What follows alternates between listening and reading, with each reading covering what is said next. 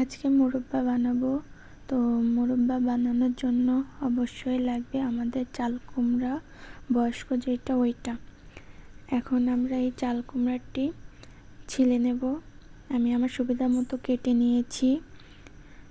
আপনারা যেমন সুবিধা মতো পান অমনভাবে কেটে নেবেন।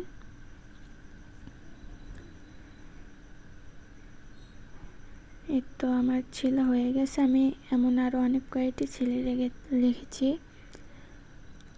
এবার এই চাল কুমড়াটি আমি পানি দিয়ে ধুয়ে নেব।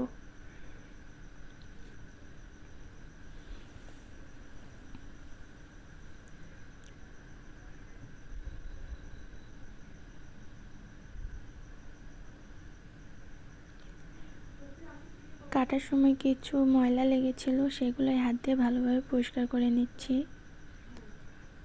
এবং কোমরের গায়ে কিছু আঠা আঠা ভাব থাকে, সেটাও আমি ধুয়ে নিয়েছি। এবং কাঁটা চামচের সাহায্যে এটা আমি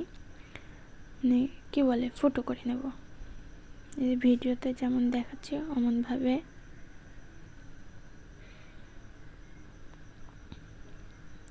এটা চারদিক দিয়ে ফুটো করে নিতে হবে, যেন ভেতরে মিষ্টিটা যায় এবং সিদ্ধ হয় সেমনভাবে। এই তো এটা হয়ে গেছে, দেখলে বোঝা যাচ্ছে যে চাপ দিলে ভিতর থেকে পানি বের হচ্ছে।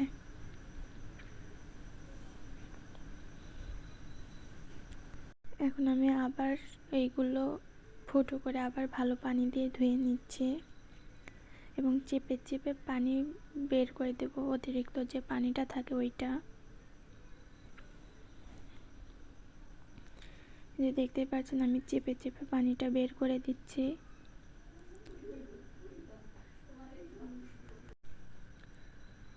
এখন আমি এটা ঝিনুকের চুন নিয়েছি, এটা অল্প কিছু চুন নিয়ে পানির সাথে আমি মিশিয়ে দিচ্ছি।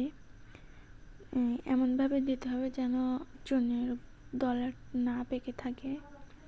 ভালোভাবে পানিতে মেশাতে হবে এবং ধুয়ে রাখা যে কোমরগুলো ওগুলো আমি এই চুনের পানিতে অনেকক্ষণ রেখে দেবো, 7 থেকে 8 ঘন্টার মতো এই চুন পানিতে আমি রেখে দেব। এতে করে যে কোমরটি এটা শক্ত হয়ে যাবে এবং যখন আমরা চুলার পর দেব তখন ওইটা নরম হবে না, সেই জন্য এই চুনের পানিতে রাখা হয়। এই তো আমি 7-8 ঘন্টা পর ফিরে এসেছি। এখন চুনের পানি থেকে আমি কোমরগুলো তুলে নিচ্ছি। Please ignore my leg.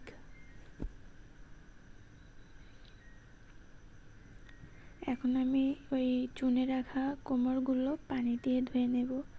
যতক্ষণ না চুন না যায় ততক্ষণ আমি পরিষ্কার পানি দিয়ে সেই কোমরগুলো ধুয়ে নেব।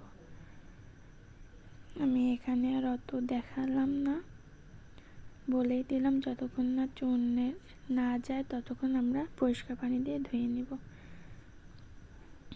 এখন আমি আমার সুবিধা মতো কোমরগুলো কেটে নিচ্ছি। আপনারা চাইলে এমনও রাখতে পারেন, কি মোটাও রাখতে পারেন, আমানও রাখতে পারেন, সমস্যা নেই, কিন্তু আমি আমার সুবিধা মতো ছোট করে নিচ্ছি।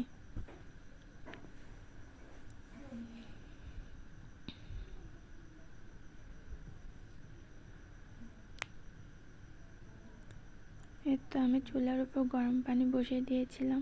যখন বলক ওঠার আগ দিয়ে তখন আমি ওই কোমরগুলো দিয়ে দিব এবং এটা বেশি সিদ্ধও করব না, বেশি সিদ্ধও হবে না, বেশি কাঁচাও থাকবে না, মাঝামাঝি টাইমে ভিতরটা নরম হবে উপরটা শক্ত হবে, এমন টাইমে আমি কোমরটা নামিয়ে নেব।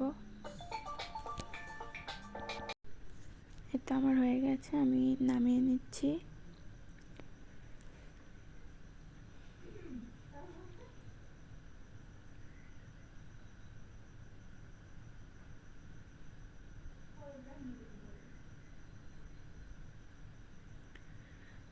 তো হয়ে গেছে, এখন আমি চিনি দিচ্ছি।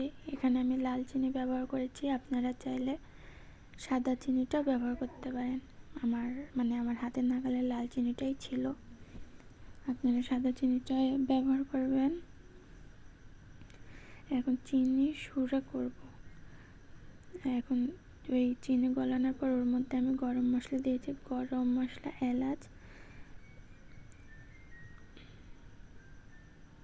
তেজপাতা, এগুলো দিয়ে ভালোভাবে নেড়ে নেব এবং একতার হওয়া পর্যন্ত ওয়েট করব। আমার সুরাও করা হয়ে গেছে। এখন আমি যে কোমরগুলো সিদ্ধ করে রেখেছিলাম ওইগুলো দিয়ে দিব এবং একটু ভালোভাবে নেড়ে দেব।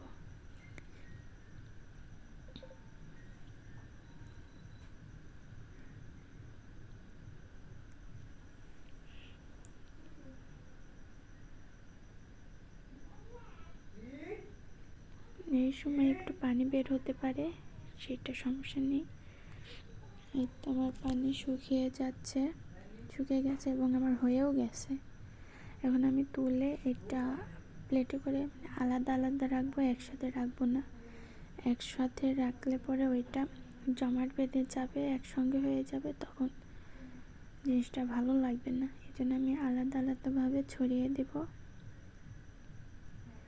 এটা আমার লাল চিনির জন্য লাল দেখাচ্ছে, তো সাদা চিনি দিতাম তাহলে কালারটা সাদা আসতো। লাল চিনির জন্য এমন লাগছে। আমার একটা প্লেট হয়ে গেছে, এখন আমি আর একটা প্লেটে রাখছি। এই তো দিস ফাইনাল লুক।